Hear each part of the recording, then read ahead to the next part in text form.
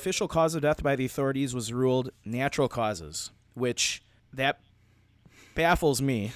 I don't know how you can find the scene that the Rangers described with a broken leg bone and just a bizarre scene where all the remains were found and rule that natural causes. But that's what the official cause of death was. Yeah, and you think about the search, like unless like let's play the death by natural causes piece real quick. So it's almost like he's hiking out there. Yep. No equipment. First of all, the huge mistake. He's going out. If he truly got to where he was,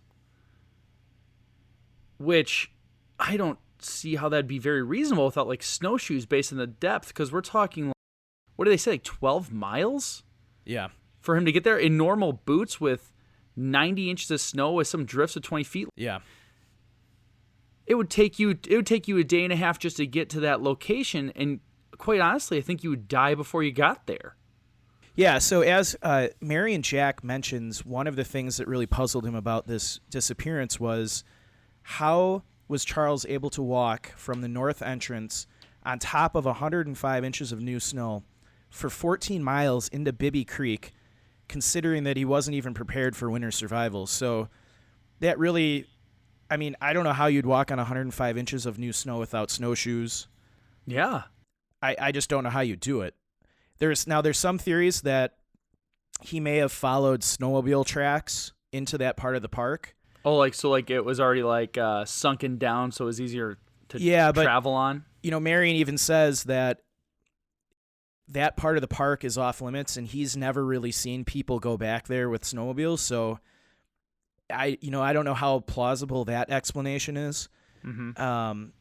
And there are reports, too, of some really strange storms in the area during the time of his disappearance. So you can imagine that not only has he has to walk through 105 inches of snow for 14 miles, but he's probably facing, heavy winds, a lot of snowfall coming down. It's probably dark out. Very disorientating. I just don't know how someone who's not a survivalist that's prepared for this could ever do that.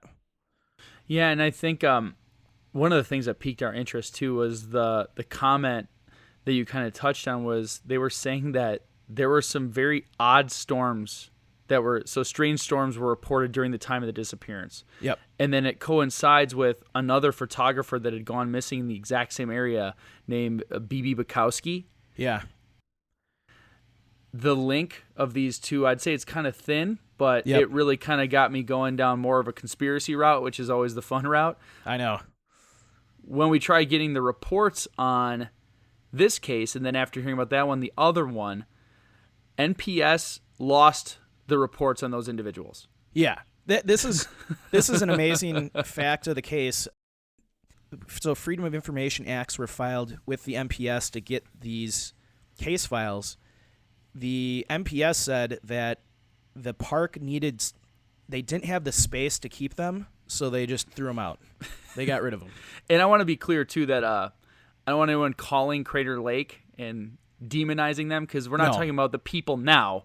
No. We're talking about people back around when this happened. 1975. That determined that, unsolved missing persons cases, I guess this one technically would be solved, but the B.B. Bukowski one just weren't really important files to keep around when they ran out of space for files. So yeah, and another that's crazy. Yeah, another interesting aspect of this case was while the authorities ruled it a death by natural cause, Charles, his father, was adamant that something else happened to him. We actually have a statement from that his father made at the time of the disappearance. So this is like parental instinct type stuff, which... Yeah, he knew something happened to his son that wasn't natural. And I honestly lean towards that being a very very viable thing. Yep. I've all the stories I've read, things I've dealt with just when I was in EMS, mother's intuition, father's intuition type stuff. It's no joke. There's really something there when all of a sudden you get that feeling and you just know, and you have no physical evidence or proof. The guy's across the entire country. Yeah. But he's not accepting it, and he just knows something's up. This was an excerpt from a note that his father had wrote to Congressman Byrd, which I'm assuming was his Probably that district. Or do you think it was the dad's? It might have been the dad's congressman. It didn't specify. Okay. But he said, with no evidence being found in the extensive winter and summer searching and knowing him to be a responsible young adult, we can find no other presumption to explain his disappearance other than he was involuntarily detained and killed. So he thinks it was foul play. He 100% thinks it's foul play. He wrote numerous letters to the local police, state police, National Park Service, FBI. He wrote everybody that would listen to him that they needed to open an investigation into this case, that it wasn't a natural death. And he actually even said in letters that he was getting very frustrated with how the state police were handling the investigation. But he did say he commended the National Park Service for what they did in the search and rescue. He thought they did everything they could to try and find him. It sounds like as they've recovered everything, documented everything, and passed it off to the authorities, and they just kind of, the pathologist report was, oh, natural causes, not a big deal. Yeah. Except, you know what? Even it's hitting me now that I'm hearing kind of his father's take on this was, where are the rest of the bones? If this is natural causes, I mean, it should be right in that area, and they searched well enough that they're finding little fragments and stuff kind of hidden behind things. Like, where's the rest of his gear? Where's the rest of his bones? Mary and Jack did mention one of the things that puzzled him, besides all of the other things, was that usually in a case of maybe an animal attack, or even if he died on that scene and then the animals came in after, he said it's really unusual for an animal to drag away most of the remains to another location. Usually they're going to consume the person there, and you're going to find lots of evidence of that. Well, you'd even have like bits of bone, and then again, all over the pants. If an animal had come in there, I mean, all that they'd be disturbed. Perfect. Yeah. So when you think about in the snow too. So let's pretend he got killed by natural causes and was covered in a snowdrift, and that's why they didn't find him. And then you think like there wouldn't be just bones left because it's cold most of the year and covered in snow. He'd be well preserved. I mean, it's like you think about those bodies on Everest that are over 100 years old, and you can still see facial features and things. So you come to the scene where it's down to a skull and a few bone fragments, and so I can't imagine it was frozen the whole time. No, and then that brings up Marion's point is if the his body had he died there, and then his body got covered in snow and frozen, and then even when it it thaw out in the spring, and if scavengers came in and started eating the remains, you would see evidence of that. You would see other bones, a hip bone. A black bear is not going to eat a hip bone. Well, and I think the blood on the outside of the bone is an indication that some type of trauma happened. Trauma happened while his heart was still beating, because you see the blood's pumping still. Yeah. So if like that occurred, like the breakage of the bone occurred post-mortem, I don't think they'd notice the blood on it. Yep. So I guess this is a good time to move into official theories and then kind of our theory. So yeah, we have law enforcement that's death by natural causes, which more and more I think is just BS. I don't think natural causes here. I think that situation attributed to it, but there's something else going on. Yeah, some of the media theories, we already touched on one of them, was the snowmobile path. Like I said earlier, I don't think that's a plausible explanation either. Yeah, and snowmobiles don't pat the snow down enough to be, you're not walking like it's a sidewalk. It's still deep snow. No, and Marion knows the area, and if he says that part of the park is off limits to snowmobiles and he's never really seen them back in there, I really don't think that's going to be a plausible explanation, especially if it's 105 inches of new snow. Yeah. I mean, it's not like it's going to snow that much and then the snowmobiles are going to be out the next second, tooling through the park. Yeah, if there's that much snow, they're not hankering to get out. They can be out there all the time. You think about like Wisconsin, everyone just chomping at the bit for a good snowfall, and then it's just overcrowded. So one of the urban legend theories that some of the locals have. Now, this one's interesting. I'll read it through. So there's a potential explanation that a weirdo backwoodsman attacked Charles in the Crater Lake National Park area and stole his camera and cash, then in the dead of winter dragged his body into this remote part of Crater Lake, took his shirt and boots off, and set him up on a log and left him, reasoning that the animals would destroy the evidence by spring. The question remains, 12 miles through 2.6 meters of fresh snow, someone's going to drag somebody that far? Yeah, like I believe the first part of that, which seems to be a report coming from, a lady in a muumuu. Like, yeah. Some weirdo blackwoodsman or backwoodsman. So I actually kind of like this theory, though, the first part. The second part, I don't think they drag the body there. No. Because then where's the rest of the body? Yep, exactly. But I could see with him missing his things, you get some, like they said, backwoods, off the beaten path hermit. Yep. That gets into a confrontation with Charles or sees him and sees the opportunity. And I think if you want to go the conspiracy route a little bit, I think this ties into, so let's back the train up here. So like we mentioned earlier, the National Park Service lost, I'm doing air quotes, his case file. So what if at this time in Crater Lake National Park, there is some crazy guy that's living out in the woods, almost like a serial killer type that's killing hikers?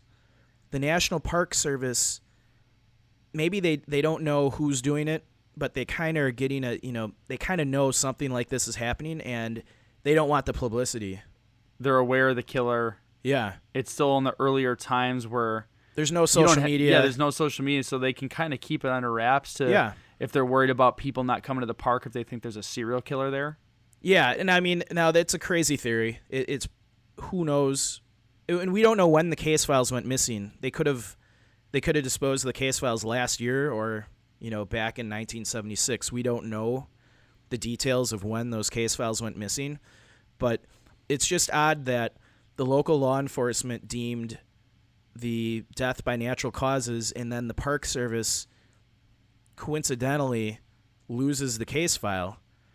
And then when you factor in all of the strange circumstances of the scene where his remains were found, I could easily see something weird going on in the park. Somebody out there killing people, and the Park Service doesn't want that kind of attention. They don't want to, lose the attendance. They don't want the headache of knowing there's a killer out in the woods. So it's easier just to, make it go away. Yeah, and this now I want to do a whole show on this B.B. Bukowski. Right. I know I'm looking at it just kind of real briefly to see if there's any weird things around there, and there's a couple reports of in 1970 a human skull was found near Crater Lake National Park. Well, and Crater Lake does have a history of strange disappearances. I know the Missing 411 books cover a lot of different disappearances in Crater Lake, and a lot of them have the same things going on, like strange storms and things like that. So if you tend to lean more on the paranormal or the conspiracy theory stuff, there is ample fodder for you at Crater Lake. Yeah. But I think that's one of the main explanations for me, at least. I think I don't think death by animal is going to happen at that time in the winter. I mean, bears hibernate. They're not going to be out in the park in January. A lynx isn't going to kill you. There's no other predators in the park. You're getting into a serial killer, but that's a sick type of individual that maybe tortured him or something. Broke his leg and had him stand out in the snow or so. I don't know. It'd be great to get the report from the pathologist to see if they analyzed that broken leg bone to see if they could tell if it was, did he break it from, falling off something, or did somebody, hit him in the leg and break his leg? That, would make a huge difference in what possibly happened to him. Yeah. So, and I don't think anything we read mentioned besides that his skull was undamaged, anything about the broken leg bone. I think that's a vital piece of information that we're missing. Yeah, and I just keep coming back to, I mean, you can't tell if it's like broken pieces of bone later, but the fact that he noted that there is blood on it leads me to believe that it was an injury that occurred before he died. So it wasn't like a post-mortem thing where he's being defiled. They should be able to tell how the leg was broken by looking at the bone. They should. Yeah. You should be able to know if he broke it himself or if someone, hit him in the leg with a bat or, like you said, maybe tortured him. So I think that it's interesting that report never came out. I think that would shed a lot of light on what happened to him. Now, I didn't think of this originally when I read through it, but the logger. Now, do you think the logger that said he drove him to the park entrance has anything to do with this? My gut reaction is no, because, and again, I have to separate logical things, because like he talked to the authorities. Yes. And if you had something to do with it, you'd want to stay away from the authorities. So if you have a case where they have no idea and they just are assuming this person went off and died of natural causes, like, don't get yourself involved unless it's a psychopath. And it's kind of like those people that set fires to houses, like they hang around the scene. They'll ask the firefighters questions about it because they want to get like almost affirmation of the thing they've done. Yeah. So is he saying things and involving himself in the case as a way to like, I'm the one who did it, let's see if they can catch me type of deal? Yeah, I mean, a lot of times you read about serial killers, they will talk to the authorities. I guess I don't know if they're confident in what they're doing or if they're so, I don't know what the term I'm looking for, but I don't know if it would be out of the realm of possibility that if this logger is a serial killer and he's killing people in the park. Yeah, what's he doing out there? I mean, well, they're not a logger. Well, I'm saying, but are they logging in a big blizzard? They're saying there's a bunch of strange weather going on. Yeah. You think they'd be waiting that out? Why is he out driving around? Well, I mean, that would be evident. That would be more. So if there's a nasty storm and all this snow, what is this logger doing in the park?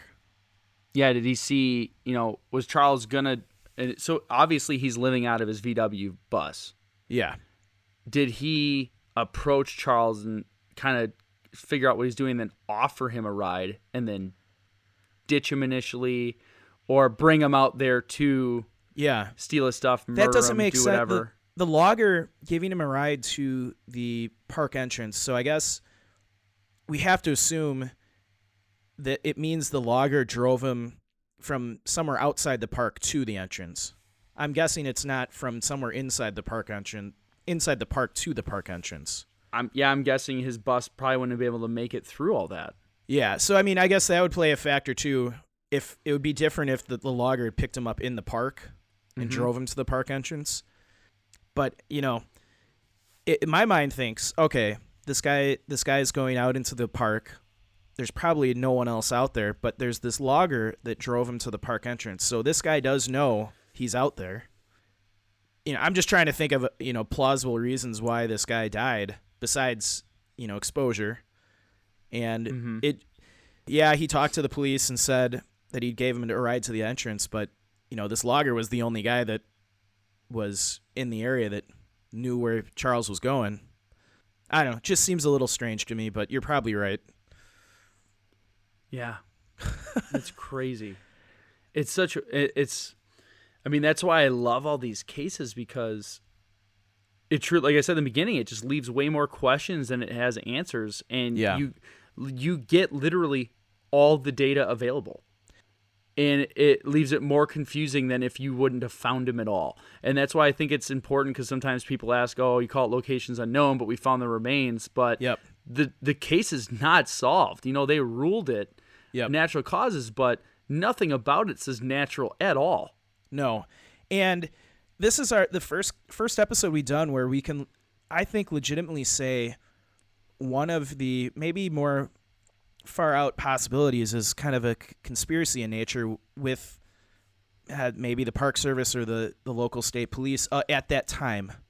Not today, obviously. Yeah, with the other people, because we named one other photographer who went missing, but there's like 3 or 4 strange disappearances, and this is not that huge of a park, especially when you take the lake into perspective. There's very few hiking trails, so there's a lot of people going missing in a very small relative area, if you will. Yeah, so it's I think it's a really interesting case. As you read more and more into it, it just leaves you with more and more questions. After doing this, in a lot of our other episodes, even though the person's never been found, I think we've come up with some pretty decent theories on what could have happened to him.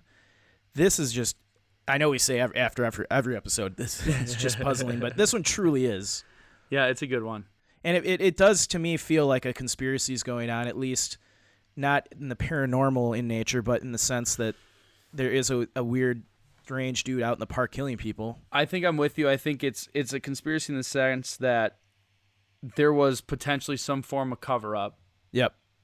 Possibly, maybe not directly known. You know, the Hollywood side says one of the park rangers' brother is the guy, right? And they're he's sick, and he feels like he's helping him out by picking these victims out. But really, it could be it's hard enough to get people to come to your park that's got snow 90% of the year. Yep. And if you start hearing about grisly murders, are they going to shut your park down? Are you going to be out of a job?